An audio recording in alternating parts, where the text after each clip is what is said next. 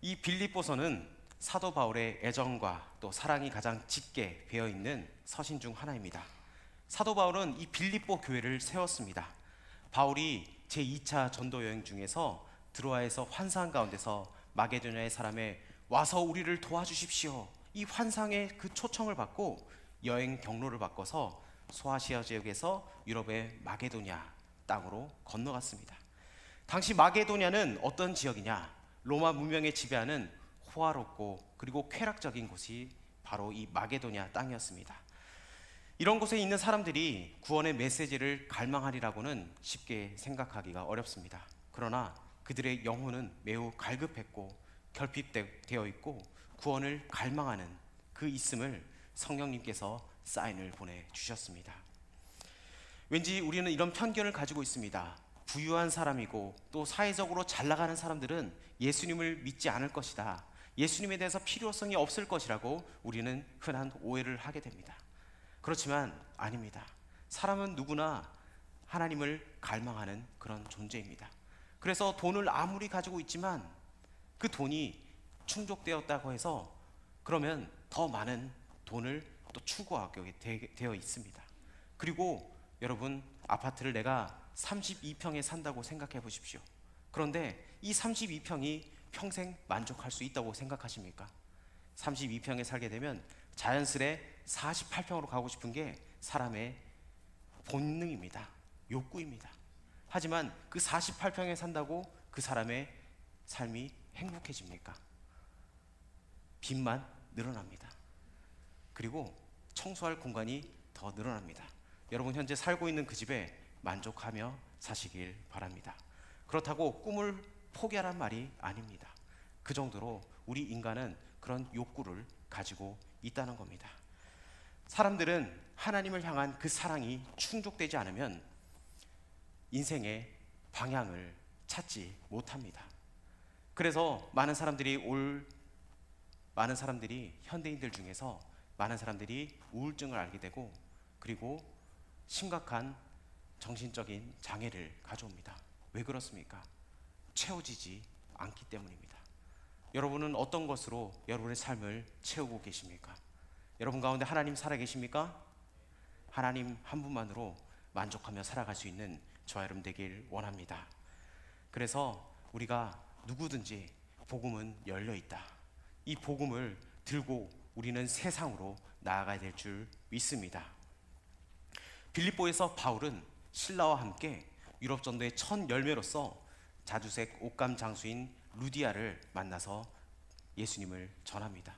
그래서 루디아는 살아계신 하나님을 만나게 됩니다. 그리고 귀신 들려 점치는 여종을 고쳐주었습니다. 여러분, 예수님의 이름에 능력이 있음을 여러분 선포하며 나아가길 원합니다. 예수님의 이름은 죽었던 그 생명을 살릴 수 있는 그 귀한 이름입니다. 여러분 삶에 무너져 있는 것들 계십니까? 무너져 있는 영역들이 있습니까? 예수 이름으로 선포하며 나아가길 원합니다. 할렐루야. 2022년에는 더욱더 하나님의 은혜 가운데서 예수님의 그 이름으로, 예수님의 그 권세로 여러분 승리하며 나아갈 수 있는 저와 여러분 되길 원합니다. 귀신 들린 여종을 고쳐주자 이 사건으로 바울과 실라는 어떻게 됐습니까? 더 승승장구하게 됩니까? 아닙니다. 바울과 실라는 감옥에 갇히게 됩니다. 그렇지만 이 빌립보 그 감옥에 갇혀 있을 때 거기서도 바울과 실라가 한 것은 무엇이냐? 하나님을 찬양하고 하나님을 기도하고 하나님께 나아갔다는 겁니다. 여러분, 우리에게는 삶에 낙심되는 것이 있다면 우리는 원망하기가 너무 쉽습니다. 하나님, 왜 나한테 이렇게 주기로 해놓고 왜 나한테 안 주십니까? 하나님, 왜 내 기도에 응답하지 않으십니까? 우리는 조금만 나에게 잘못되면은 하나님을 원망하고 절망하기가 쉽습니다. 그러나 이 바울과 실라는 무엇을 했습니까? 하나님의 복음을 증거했습니다. 그런데 복음을 증거하면 더 잘 되고 되는데 감옥에 갇히고 거기서 매를 맞고, 하지만 그 상황 속에서 바울과 실라가 한 것이 무엇입니까? 하나님께 찬양하고 하나님께 기도하고 하나님께 감사하며 나아갔다는 겁니다. 여기서 우리에게 주는 시사점이 있습니다. 우리가 어떤 상황이든 하나님을 바라봐야 한다는 겁니다. 하나님께 찬양과 감사로 나아갈 수 있는 저 여러분 되기를 원합니다. 올해 2022년 코로나로 시작되었습니다. 이 코로나가 어떻게 될지 모릅니다. 아무도 모릅니다. 그러나 우리가 어떤 상황에 있을지라도 우리가 하나님께 찬양하며 하나님께 감사하며 하나님께 기도하며 나아갈 수 있는 저와 여러분 되길 주님의 이름으로 축복합니다. 그래서 이런 일들을 통해서 이 빌립보에서 교회를 세우게 되었습니다. 사도 바울이 그만큼 이 빌립보 교회와의 관계가 좋았고 거기에 열정을 쏟아 부었습니다. 그래서 사도 바울이 로마 감옥에 갇혀 있을 때 빌립보 교인들은 가만히 있지 않았습니다.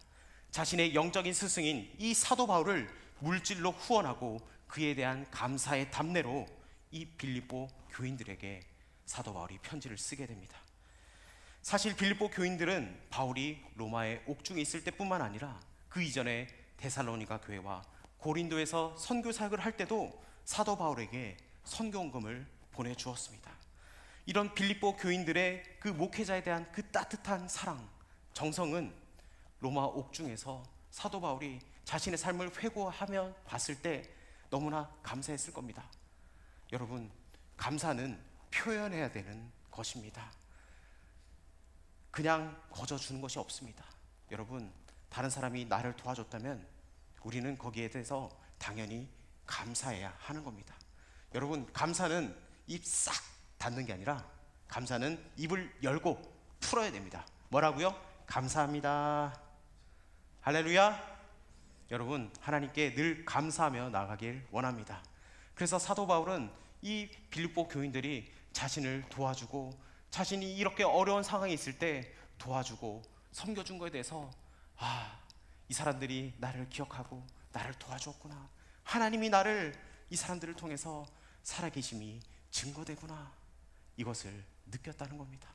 여러분, 우리 공동체 가운데서도 하나님의 사랑이 듬뿍 표현되길 원합니다. 여러분, 감사는 반드시 말을 해야 합니다. 여러분, 옆에 있는 사람 한번 보십시오. 한번 인사합시다. 감사합니다. 제 옆에 앉아주셔서 감사합니다. 그래서 사도 바울은 오늘 읽진 않았지만 이 빌립보 교인들을 향해서 14절에 이렇게 말씀합니다. 그러나 너희가 내 괴로움에 함께 참여하였으니 잘하였도다. 이 말은 빌립보 교인들이 물질로서 바울의 그 선교 사역을 도운 사실을 말하고 있다는 겁니다. 우리 공동체가 하나님으로부터 받은 물질을 주의 복음 사역을 위해서 써야 한다는 겁니다. 오늘날 많은 크리스찬들 뿐만 아니라 많은 사람들이 물질 만능주의에 살고 있습니다. 돈이면 다 된다, 이런 생각들을 가지고 있습니다. 여러분, 돈 많이 벌고 싶죠? 돈 싫어하는 사람이 있습니까? 그런데 돈 너무 좋아하면은 안 됩니다. 돈 너무 좋아하면은 사람이 돕니다. 여러분, 이 돈은 하나님께서 우리에게 주셨기 때문에 그 물질은 우리가 하나님을 향해서 선용돼야 한다는 겁니다. 내가 가졌다고 해서 내 것이 아니라는 겁니다. 우리 크리스찬들, 특별히 우리 청년들, 여러분, 돈을 앞으로 어떻게 써야 되겠습니까? 어떻게 사용하고 싶습니까? 오늘 말씀을 통해서 하나님께서 우리 크리스찬들에게 돈을 어떻게, 물질을 어떻게 사용해야 되는 것을 오늘 가르쳐주고 있습니다. 먼저는 어떠한 형편에든지 자족할 줄 알아야 한다는 겁니다. 우리 11절과 12절, 여러분 성경책 폈죠? 우리 같이 한번 읽어보도록 하겠습니다.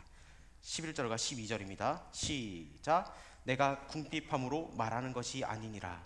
어떠한 형편에든지 나는 자족하기를 배웠노니 나는 비천에 처할 줄도 알고 풍부에 처할 줄도 알아. 모든 일 곧 배부름과 배고픔과 풍부와 궁핍에도 처할 줄 아는 일체의 비결을 배웠노라.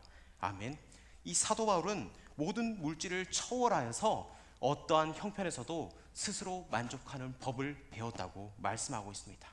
이것은 결국 바울이 어떤 환경에서도 그 환경의 지배를 받지 않고 오직 예수 그리스도 한 분만을 따르며 하나님께 영광을 구하며 만족한 삶을 살았다는 것입니다. 배고픔과 궁핍한 그 상황 가운데서도, 비천한 가운데서도 만족할 줄 알았다는 겁니다. 실제로 사도 바울만큼 인간으로서 경험할 수 있는 온갖 고초와 고난을 받은 사람은 없습니다. 바울은 거의 10년 동안 세 차례의 전도 여행을 통해서 무려 10,000km에 달하는 거리를 하나님의 복음을 증거하며 다녔습니다. 그동안 사도 바울은 수많은 고난을 당했습니다. 복음을 전할 때 여러분 우리와 똑같습니다. 우리가 복음 전할 때 아이고 할렐루야 감사합니다. 제가 예수 믿게 해주셔서 감사합니다. 이런 사람들 잘 없습니다. 우리가 예수 믿읍시다. 교회 갑시다. 뭐 교회 니 나가라. 난 안 간다. 그런 사람들이 태반입니다. 그리고 요즘 같은 시대에 교회에 교자 꺼내면은 좋아할 사람이 없습니다. 하지만 우리가 그래도 하나님의 복음을 증거해야 되는 이유는 아직까지 예수님을 알지 못한 사람들이 많다는 겁니다. 여러분, 우리가 어떻게 전도해야 되느냐? 우리의 생활로서, 우리의 삶의 모습을 통하여서 복음을 증거해야 될 줄 믿습니다. 세상 사는 사람들이 여러분 크리스천인 거 모르는 것 같죠? 다 알고 있습니다. 어떻게 하는지 다 보고 있습니다. 제가 사회생활을 하면서 경험한 게 뭐냐? 사람들이 안 보는 것 같아도 저 사람 크리스찬 다 알고 있습니다. 그래서 회식 자리에 가보면 일부러 더 먹이려고 합니다. 무엇을요? 얘기하지 않겠습니다. 물을 마시게 하겠죠. 그런데 우리 크리스찬들이 거기서 할 일이 있습니다. 그냥 먹고 마시는 게 아니라 거기서 뒷정리를 하고 그리고 취한 사람들을 부축해서 대리운전까지 해주는 역할, 그것이 바로 우리 크리스찬들의 역할이라는 겁니다. 그러면 그 사람들이 기억합니다. 아, 저 사람이 나를 그래도 도와주고, 그리고 술 먹으면서 이런저런 얘기를 합니다. 자기도 교회 안수집사라고, 나도 어렸을 때 교회 다녔다고, 나도 학교 다녔다고, 무슨 학교? 주일학교 다녔다고, 성경학교 다녔다고 얘기를 합니다. 그러면은 그 사람에게 그때 복음을 증거해야 됩니다. 이제 그만하고 나오십시오. 하나님이 당신 기다리고 있습니다. 그 구원에 초청을 해야 한다는 겁니다. 이 사도 바울은 이렇게 복음을 증거했습니다. 증거하면서 수많은 어려움과 고통 속에 다녔습니다. 그러나 하나님을 그 향한 사랑을 잃지 않았기 때문에 그 수많은 거리를 다니면서도 한 번도 포기하지 않았다는 겁니다. 왜냐? 바로 그 비천한 삶을 통하여서 예수 그리스도가 이미 자신에게 생명으로 왔기 때문에, 하나님을 경험했기 때문에 사도 바울은 포기하지 않았다는 겁니다. 오히려 그 일을 통하여서 자족하는 법을 배웠다는 겁니다. 바로 예수 그리스도의 그 겸손함을 사도 바울이 체험했다는 겁니다. 그래서 바울은 자신의 궁핍과 곤고함과 가난함과 비천함을 통해서 예수 그리스도의 그 겸손을 배웠다고 성경은 말씀합니다. 고린도후서 12장 10절에 이렇게 말씀합니다. 그러므로 내가 그리스도를 위하여 약한 것들과 능욕과 궁핍과 박해와 곤고를 기뻐하노니 이는 내가 약한 그때의 강함이라. 아멘. 가난과 궁핍한 이런 일로 인해서 곤고한 상태에 있더라도 결코 우리는 낙심하거나 좌절하지 말아야 한다는 겁니다. 또한 배부름과 풍부함 속에서도, 부유함 속에서도 만족했다고 성경은 말씀합니다. 12절을 우리 다시 한 번 더 읽어볼까요? 12절 시작. 나는 비천에 처할 줄도 알고 풍부에 처할 줄도 알아. 모든 일 곧 배부름과 배고픔과 풍부와 궁핍에도 처할 줄 아는 일체의 비결을 배웠노라. 아멘. 이 말은 사도 바울이 실제로 배부르고 부유하고 물질적으로 풍성함 속에서 만족하였다는 말이 아닙니다. 사람들은 누구나 풍요롭고 싶습니다. 그래서 어떻게 하면 더 가지려고 하고, 어떻게 하면 만족한 삶을 살지 않을 수 있을까, 그것을 고민하면서 일을 합니다. 그러나 사도 바울은 이 곤고함과 궁핍함 가운데서 일평생을 살아왔지만 거기에 만족하지 않았습니다. 사도 바울은 하나님이 주신 것에 만족하며 살았던 것입니다. 그러나 사도 바울이 굶었느냐? 아닙니다. 하나님께서 때에 맞게 사람들 통해서 공급함을 느꼈다는 겁니다. 그래서 오늘 이 빌립보 교회에서 성도들이 예물을 가지고 사도 바울을 도와주었습니다. 그래서 사도 바울은 로마 옥중에서 빌립보 교인들의 그 구제 헌금을 받았습니다. 그리고 데살로니가와 고린도에서도 사역할 때도 여러 물질을 공급받았습니다.